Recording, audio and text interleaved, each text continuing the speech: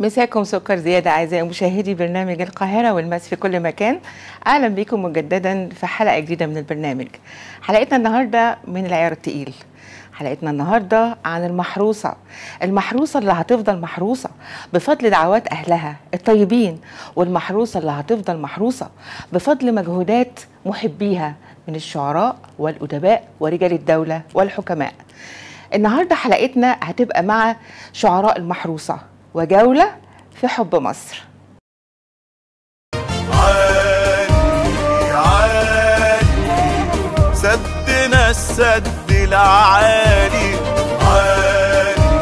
عالي حفظت لينا سر الحياة، سر الحياة.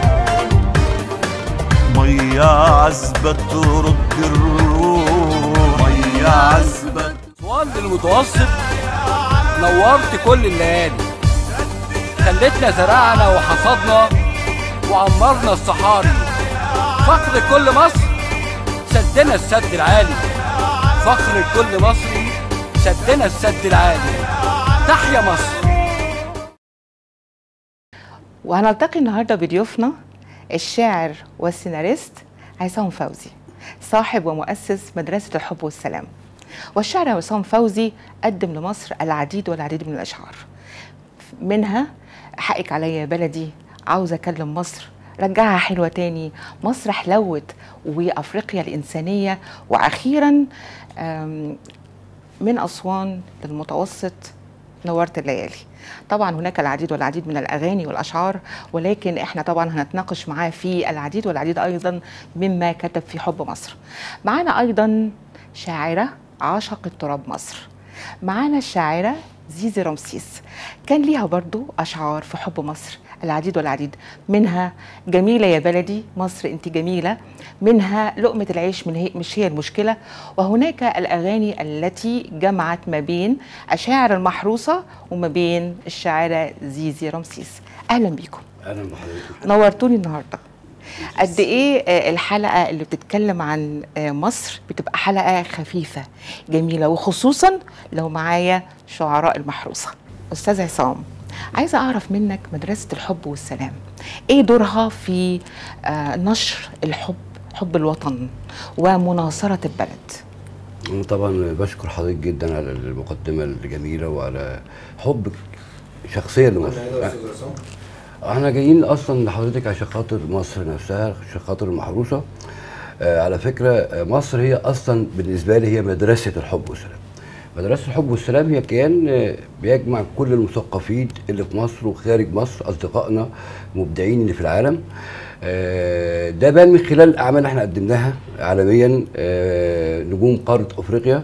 وبنقول لاي حد بيحب مصر من اي مكان في العالم، مصر بتقول لك تعالى تنورنا يعني. طيب استاذه زيزي، حضرتك شرفتيني النهارده، اول مره نلتقي. ميرسي، تسلمي. عايزه اعرف منك ايه دور مدرسه الحب، او انت ازاي انضميتي لمدرسه الحب والسلام؟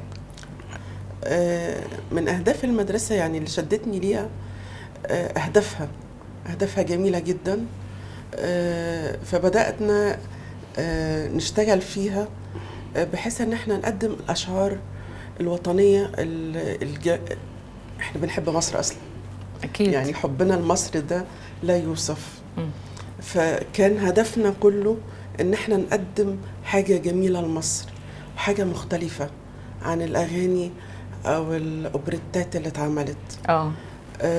طب هنا برضو بيحضرني سؤال، حضرتك عند انضمامك لمدرسه الحب والسلام، مدرسه الحب والسلام اضافت لك ايه كشاعره؟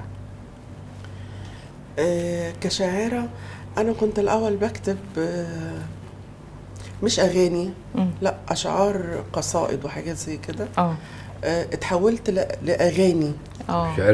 شاعره غنائيه من شاعره قصائد وقصص شعر عمودي. هل هم دعموا الكلمه عندك كشاعره؟ دعموا الكلمه، طوروها؟ هي مش فكره دعم الكلمه، لا هو هي بعد اذنكم طبعا. هو بتدعمي بناء شكل الغنوه ليها شكل في البنى.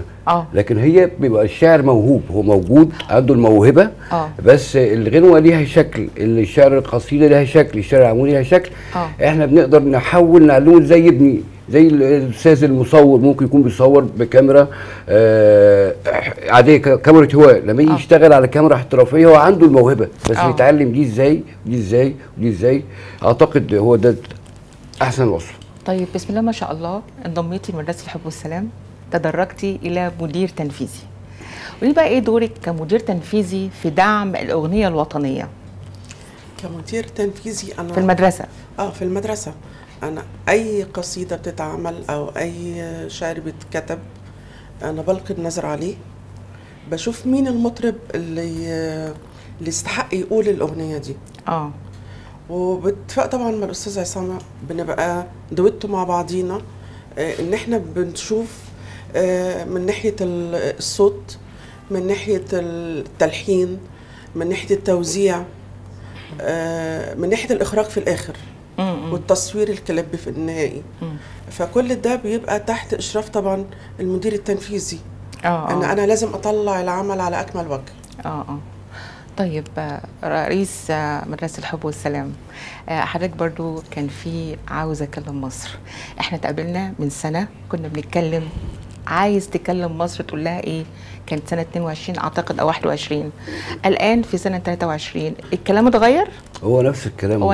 نفس الكلام. ده معنى كده ان مفيش حاجة اتغيرت في مصر؟ لا، هو احنا بنتكلم بس الكلام بيختلف. الحروف ال 28 حرف بيطلع منهم كلام كتير كل وقت. حضرتك بتتكلمي نفس اللغة بس كلامك بيختلف. ايه الاختلاف بقى في سنة 23؟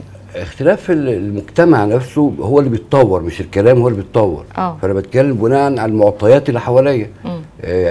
حواليا بقى في حاجه اسمها موبايل، فبقول موبايل. في تليفون بقول تليفون. الكلام بقى بالنسبه لمصر حسب الزمن بقى. احنا في زمن عزيز مصر، زمن فخامه الرئيس عبد الفتاح السيسي. الزمن اللي قبله هو زمن في مصر كان ليه معطياته، فكنا بنتكلم بنقول قلت لها في الزمن اللي قبل ده، قلت لها حقك عليا يا بلدي. ما انا عشان كده بتكلم على المعطيات الجديده. المعطيات الجديده انا بقول شكرا للرئيس. نسمعها بقى. شفت انا بقول لك رجعها حلوه تاني. انا بقول لك علشان اوصل نسمعها بقى. يعني رجعها حلوه تاني دي كان ليها مناسبه جميله جدا. اتفضلي قوليها. لا، هو الاستاذ عصام هيقولها بالالقاء بتاعه. اتفضل استاذ عصام. لا، هو غنوه. انا طبعا انا يعني عشان انا عايش حياتي مصر بالنسبه لي هي المجتمع، مش البيت او أكيد. مش المكتب اكيد، او مش الكتاب اللي بقراه او الفيلم اللي بشوفه. لا، هو الواقع اللي انا بعيشه بتفاصيله. في وقت معين انا يعني حسيت ان مصر فيها حاجه مختلفه. طرق بمشي فيها بشكل دايم، برجع فجاه كده بعد اسبوع 3-4 ايام الاقي موضوع ظهر قدامي. انا فعلا كنت في القطاميه في ناحيه التجمع كده، وكنت دايما متعود امشي في طريق معين بقالي سنين وبمشي فيه وانا قلبي جامد، يعني طريق نائي شويه او صحراوي شويه، بس انا قلبي جامد ماشي في بلدي. عمري ما همشي في بلدي وانا خايف ابدا. عمري ما هقعد في بيتي وانا خايف. اكيد. فلقيت فجاه المنطقه النائيه دي بقت حاجه ثانيه، بقت كومباوند، بقى موضوع، بقى طريق، وبقى بنزينه. انا من قلبي فعلا لقيت نفسي بقول شكرا للي عمر، بقول كده. اللي عمر في بالي اللي هو اللي بنى، اللي هو المهندس، اللي هو الطريق، اللي هو سياده الرئيس، اللي هو الحكومات، اللي هو الناس اللي بتشتغل. شكرا للدكتور، وشكرا للمخرج، وشكرا للمذيع، وشكرا للطبيب. بس لقيت نفسي بقول شكرا للي عمر واللي طور وخلى كل شبر فيها جميل منور، رجعها حلوه تاني سبحان مصور. شكرا للي فكر ولسه عنده يقدم اكتر واستعد يضحي بروحه عشانها، بس يشوفها دايما اكتر. كل ده جه في بالي وانا عايز اكتبه، وانا ما فيش عندي فعلا يعني مساحه ان انا اكتب او معايا ورقه جاهزه او اسيف على الموبايل. اتصلت فعلا بالاستاذه زيزي وقلت لها في موضوع في بالي، سيفي اللي انا بقول لك عليه ده. سيفته، وبعد كده بقى غنوه بقى كليب. انا طبعا الفنان محمد وحيد الملحن والموسيقار عاملين مع بعض اغاني اكتر من غنوه. فكلمته وقلت له انا كتبت كذا كذا كذا، قال لي انا جوايا عايز اقول ده. بعت له الكلام وبقى غنوه موجوده هتشوفوها ان شاء الله. هنشوفها ان شاء الله. الشاعرة زيزي رمسيس، عايزة أعرف منك بقى هل اندفاعك للوطن مدرسة الحب والسلام دعمت حب الوطن عندك، ولا أنت اللي زودتيهم؟ يعني مين فيكو زود التاني؟ مين فيكو كان ليه أثر على التاني؟ حقيقي أنا اللي كان ليا أثر على المدرسة. حضرتك ليكي اثر على المدرسه؟ بسم الله ما شاء الله. ده يفسر ان هي بقت مدير تنفيذي في لمح البصر. هو كل حد يعني انا بتفاعل معاه او بتعامل معاه في الحياه، هو اكيد ليه اثر عليا. اكيد. يعني الزملاء اللي في ستاف الفريق الجميل اللي بيصورنا دلوقتي او بينقل لنا ده للناس، اكيد ليه اثر عليا. الاستاذه طبعا وجودها وجود تحفيزي قوي جدا، عندها حماسه، عندها دايما بس انت وصليها احنا عايزين نعمل كذا، ما تسيبهاش غير لما يعني يخلص على الموضوع، بعد يوم بعد اتنين بعد وقت، بس هو في بالها. حتى لو في بعض المشروعات مؤجله او معطله عاوزين ننفذها، بس في بالها ما تنساهاش. احنا متاجل عندنا كذا عايزين نوصل له. طب نسمع منها بقى هي وجهه نظرها ازاي اثرت في المدرسه. أنا بحب مصر جدا.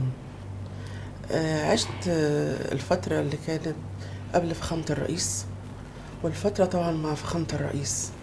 حسيت بمصر في تغيير شامل في كل مناحي الحياة، مش بس طرق وكباري زي ما احنا بنسمع، بالعكس البنية التحتية اتغيرت تماما. ما هي برضو تبع الطرق والكباري. لا انا قصدي البنيه كشبكات مجاري. ما دي بنيه تحتيه. كشبكات مجاري. ايوه. صرف صحي، شبكات كهرباء، شبكات ميه، الحاجات دي كلها زادت.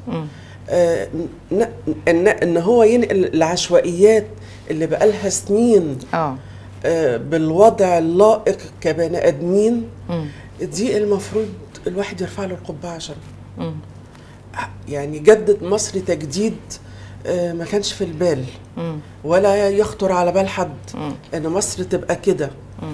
اتجه للصحراء، اتزرعت بقت خضراء. الترع في البلاد القرى اتبطنت، بقت حاجه طريق. انا شايفه ان حضرتك بتتكلمي عن كل حاجه لها علاقه بمصر كأرض. ماذا عن مصر كشعب؟ مصر كشعب، الشعب جميل جدا على فكرة. الفقير فيه بيحمد ربنا.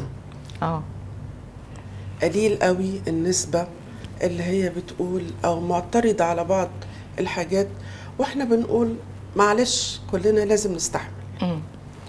لكن انا عملت لقاءات مع ناس بسيطة جدا. ايوه. كل هدفهم في الحياة ان هم حامدين ربنا، مش عايزين اي حاجه. طب نقدم لكم كذا، لا الحمد لله احنا مستورين، احنا الحمد لله. مصر اتغيرت قوي. طب حضرتك مين اللي غيرها؟ يقول لي فخامه الرئيس. والله دي كلام حقيقي ومعايا تسجيلات. هو المصري بس ممكن يكون كرامته هي اللي قويه عنده، حتى لو هو بيتألم، لو هو موجوع ما بيقولش بتألم. بالظبط. انا عن نفسي جوايا طاقه وجوايا حلم، بس انا دايما ايه اخبارك؟ الحمد لله الدنيا جميله جدا وماشي في ناحيه الايجابيه. بس ده مش معناه ان انا ممكن ابقى راضي عن وضعي الحالي. انا عايز اطور من نفسي. فالبلد بيداني مساحه للتطوير في مشاريع جديده، في فكر جديد، في تكنولوجيا جديده، في فريق عمل موجود حواليا اقدر استثمره. بس انا بقى عارف المعطيات اللي موجوده دي هتفيدنا انا في ايه. انا اصدقائي مثلا اعلاميين زي حضرتك، ومذيعين زي حضرتك، ومخرجين وملحنين ورجال اعمال، ازاي استثمر ده كله من اجل مصر؟ يعني انا بفهم في صناعه الاغنيه، فبعمل غنوه لمصر تبقى غنوه فيها الشكل الايجابي والشكل الحلو. ايوه، حتى لو في برضو الناس عايزه تقول حاجه جواها، انا هعبر عنها، بس اعبر بشكل يليق ان انا بشتكي او بتكلم مع اب كبير، لسان حال المواطن، لسانه حاله، بس بالزبط. الطريقه اللي بيعبر بيها هي اللي هتفرق. وعلى فكره في حريه، يعني فخامه الرئيس مدي حريه للشعب يقول اللي هو عايزه، علشان هو يعرف ايه اللي الشعب محتاجه فيقوم يعمله له. بس بالنسبه اللي انا شايفاه في العموم، الحمد لله رب العالمين، مصر اتنقلت يعني نقله كبيره جدا في مده قصيره جدا. هو طبعا كل حاجة لها تمن. على مدار السنين احنا عارفين ان كل حاجة لها تمن، من ايام الثورة الصناعية في الصين واليابان والنهوض بالشعوب، كل حاجة لها تمن وعلينا ان احنا نتحمل. ولكن اللي يهمني النهاردة ان احنا بنتكلم بلسان الشعب وبلسان مصر. بالظبط. انت قلت لي قبل التسجيل انا محضر هدية لمصر ولرئيس مصر، نحب نعرف الهدية. والله يا مصر هي رئيس مصر، هي شعب مصر، احنا كلنا قوة واحدة، كلنا فريق واحد. مصر مش هتبقى مصر اللي هي بنتمناها غير واحنا كلنا مع بعض. اكيد. واحنا كلنا بنشتغل مع بعض. اكيد. يعني الدولة وسيادة الرئيس بيشتغل معايا انا كشعب، او بيشتغل مع الناس كشعب، والشعب نفسه بيشتغل مع الدولة او بيشتغل مع سيادة الرئيس. اكيد. اللي عنده المناسبة الاقرب وعنده الفرحة الاقرب احنا كلنا معاه. يعني يكون عند حضرتك مناسبه واحنا اصدقائك، فاحنا كلنا مجهزين نفسنا نسند حضرتك. اكيد. واحد فينا عنده مناسبه، فدلوقتي ايه هي المناسبه؟ المناسبه تجديد مصر اللي هي الجمهوريه الجديده. فكلنا مجتمعين عشان خاطر نبني البنى ده. هل حضرتك شايف ان في حد بره الدايره ولا الدايره كامله؟ انا بقى اللي بره انا مش شايفه، انا جوه دايره جوه مجتمع، فبقول حلاوتنا في لمتنا. ايوه عايزين نسمعها بقى. بقول بس انا بجرجرك ازاي؟ اتفضل عايزين نسمعها. الجرجرين على فين؟ حلاوتنا في لمتنا. محدش يقدر حلق ازاي؟ هتقولها ابن مصر. هتقولها حلاوتنا في لمتنا. ابن مصر. وحلاوتنا في لمتنا لما الحب يكون دولتنا، العالم كله يعيش في سلام. دي اخلاقنا وتربيتنا. مصر حب، مصر سلام. مصر حلوت بيك يا رئيسنا، انت بطلنا وانت فارسنا، يا فخر مصر وفخر لجيشنا، بنقول لك كمل واحنا معاك. قلت انتوا نور عينيا وابدا مش هتهونوا عليا، سيبوا ايديكم كده في ايديا واحنا وثقنا وصدقناك. من اول كلمه ليك قررنا نكون معاك، الصغير والكبير حتى الاطفال حباك، يا هديه ربنا لمصر، ركبت عجله وسبت القصر وربنا اراد النصر ونزلنا فوضناك. طيب الاستاذه طبعا جميله الاستاذه زيزي بقى، انت هتقولي لنا على الهديه، مش عايزه تقولي لنا على الهديه اللي محضرها، قولي لنا انت على الهديه محضر ايه، هديه ايه اللي بقول عليها؟ هنقولها في الاخر. هنقولها لا الهديه دلوقتي عايزين بس نعرف الهديه ايه. هديه تشجيعيه وتحفيزيه. اوبريت اسمه الاسوار المتوسط، بيتكلم برضو عن مصر وتجديد مصر وجمال مصر، من اسوان لحد يعني دايره مصر كلها. يعني من الجنوب للشمال. انا متعوده منك ان برنامجي بيبقى هو اعلان حصري عن الجديد، فانا اعتبر ان ده حصري، ده الجديد عندك. بيعمل اوبريت اسمه من الاسوار للمتوسط. وبرنامج اسمه من الاسوار للمتوسط. هننزل نستعرض كل الحاجات من اسوار للمتوسط في كل حته في مصر، كل الانجازات ازاي الانجازات دي حصلت وازاي اتجددت في كل مكان، كان مكان عام او حكومي او مكان خاص او شاب عمل مشروع يقول لنا ازاي مصر بقت حلوه او هو عمل ايه. التطورات اللي حصلت من الجنوب لحد الشمال. قلنا من اسوان للمتوسط، نورت كل الليالي، خلتنا زرعنا وحصدنا وعمرنا الصحاري، فخر لكل مصري، سدنا السد العالي.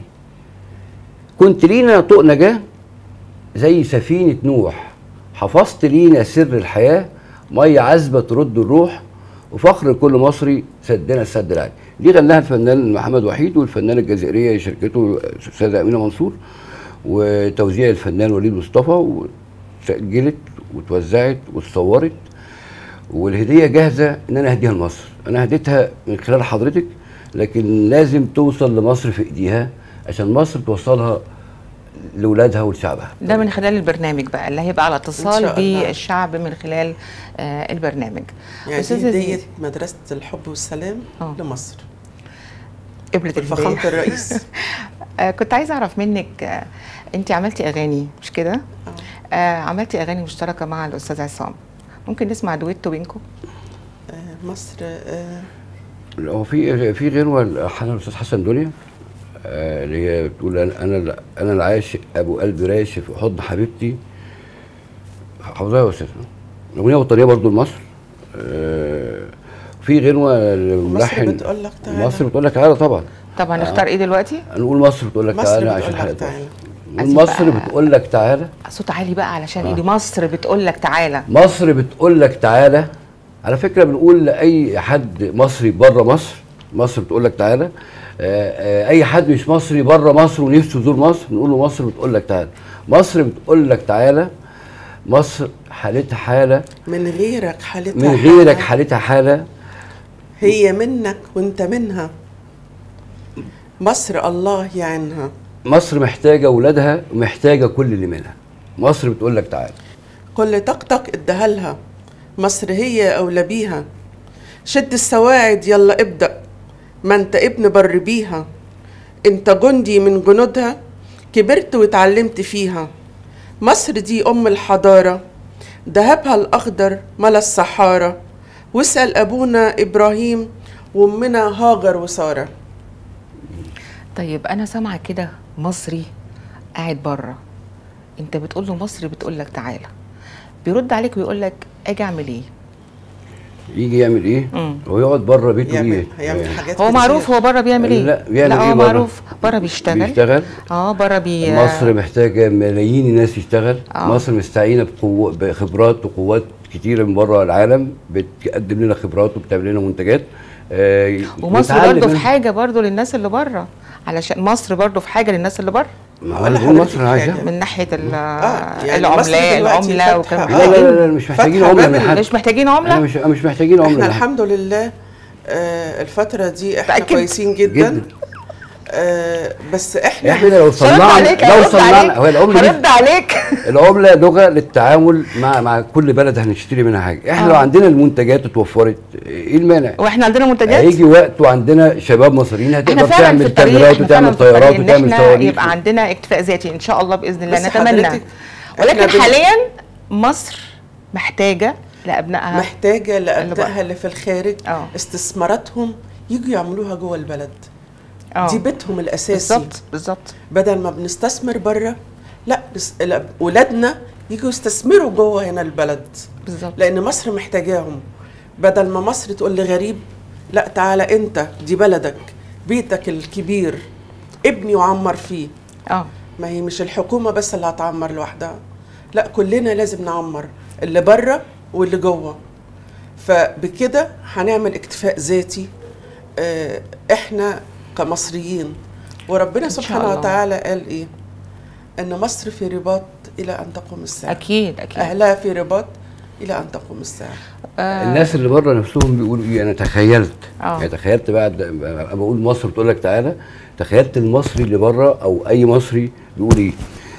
بيقول رجاله مصر تحت الطلب وقت اللزوم. طبعا مصر تؤمر امر نضحي بروحنا عشانها، بأسناننا ناكل الخصوم. أسيب الدنيا واجيلها، مفيش بلد أهم منها، ورزقي عند الله مقسوم. رجالة مصر عند الطلب وقت اللزوم. طب عايزين نخرج بقى من حب مصر ونتجه إلى مش هنخرج من حب مصر. لا حاليا ما احنا بنحب اكيد. ماشي يا استاذ اسمع اغنيه عاطفيه هتلاقيها في حب مصر. كلنا بنحبها عارفين. انا بس عايزه اتكلم عن افريقيا، لاوبريت افريقيا بداية الإنسانية. عايزين نتكلم عنها وعايزين نتكلم دور مدرسة الحب والسلام في نشر الحب حتى على مستوى أفريقيا، مستوى العالم. هي بالنسبة لي مصر هي أفريقيا، وأفريقيا هي مصر. يعني الموقع اللي فيه مصر بحر متوسط والبحر الأحمر، دي البوابة والمدخل الحقيقي بتاع أفريقيا. أكيد. وأنا شايفه في التطوير اللي بيحصل في مصر إن مصر هتبقى هي زي المول الكبير او السوق الكبير ان شاء الله، اللي هو افريقيا هتاخد منه كل حاجه. زي ما احنا ال30 سنه اللي فاتوا احنا كل منتجاتنا بنستخدمها من الصين، لا احنا اهلنا والبلاد الموجوده حوالينا دي كلها احنا نقدر نصنع لهم كل حاجه تخصهم. كان مصانع ملابس، سيارات، حتى لو هنستعين بالبراندات اللي موجوده بره، بس ارض مصر يبقى عليها المصانع وعليها الاماكن دي. انا عايزه كلمات الاوبريت. ما الاوبريت ما هو ده هي افريقيا دي خلت تجمعنا غنوه. الغنوه انا عايزه الغنوه. غنوه فيها ناس من الجزائر ومن المغرب ومن تونس.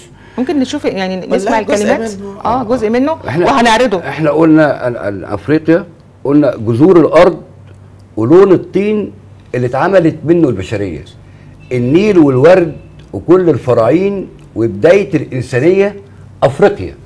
نيل الخير والبركه، نعمه ربنا اللي جمعت كل الشعوب، افريقيا شمس الخير والبركه، نعمه ربنا اللي تدفي كل القلوب، اللي يشرب منه زينا اصبح خلاص مننا، اخونا وابن عمنا وكل المشاكل تدوب. والمقصود هنا النيل اللي هو جمع افريقيا، أكيد. اللي هو العامل المشترك لم اللي ما بيننا ما بين افريقيا. استاذه زيزي، اخيرا عايزه اعرف بتحلمي مين يغني لك؟ أي وطني شريف، أي وطني شريف بيحب مصر عندي استعداد. بس احنا عندنا هو- اصوات حلوه كتير جدا إحنا بتغني عندنا وطني، كلهم. فبتحلمي مين يغني لك من الاصوات دي؟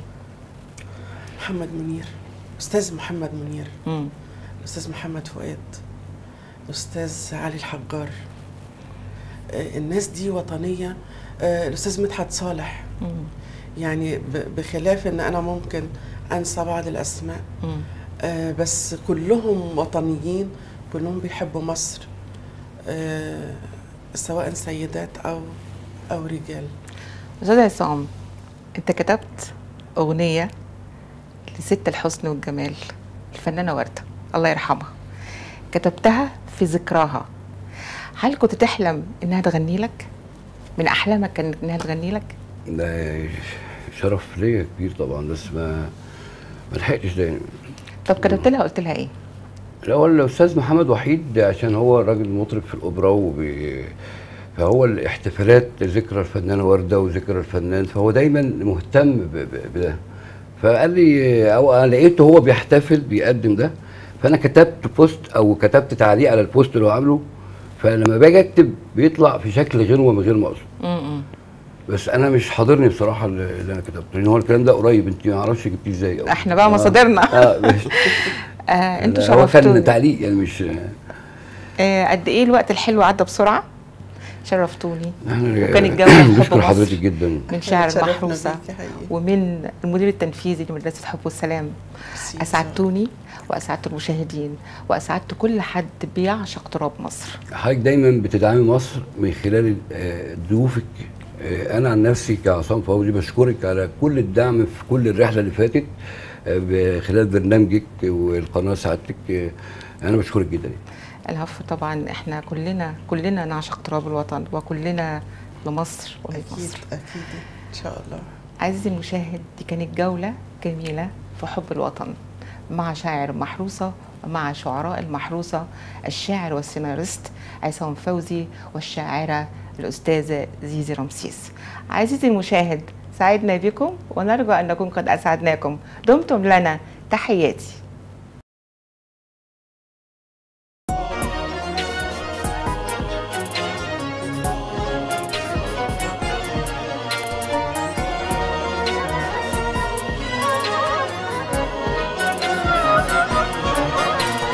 شكرا للي عمر واللي طور خلى كل شبر فيها جميل منور. شكرا للي عمر واللي طور خلى كل شبر فيها جميل منور. رجعها حلوة تاني سبحان من صور مصر هي أم الدنيا. عالأصل دور عالأصل دور. شكرا للي فكر ولسه عنده ويقدم أكتر، مستعد يضحي بعمره عشانها. نفسه يشوفها دايما أكبر، نفسه يشوفها دايما أكبر.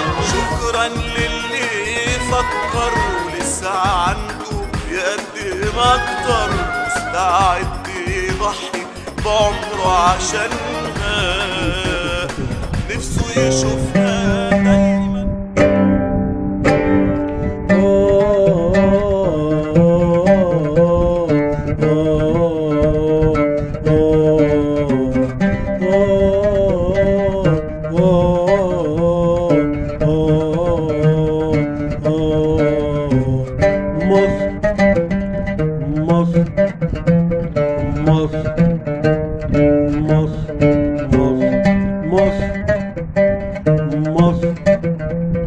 مصر